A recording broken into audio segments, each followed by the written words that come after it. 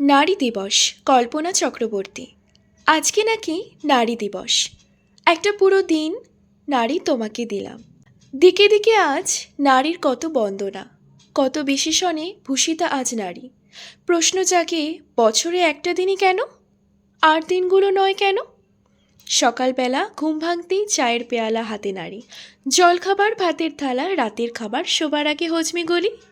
সুখনিদ্রার পরিপাটি বিছনাতেও নারী তুমি। সকাল থেকে রাত্রি, রাত্রি থেকে সকাল, একাধিক রূপে বিরাজমান তুমি নারী। দিকে দিকে খবরও তো নয় শুধু নারী, কন্যাভ্রূণ হত্যা, যুবতী পাচার, বধূ হত্যা, আরও আছে রসালো খবর। সদল বলে নারী নিয়ে যৌন ক্রীড়ার সাঙ্গ হলে ফুর্তিতে প্রাণ উছলে উঠে, তখন আবার হাত পা কেটে টুকরো করে পাপের সাক্ষী লোপাট করি। নারী তো নয় মানুষ কেন? নারী হলো শুধুই নারী। বিনোদনের খোরাক কেবল যখন তখন যেমন তেমন খেলবো শুধু তাদের নিয়ে।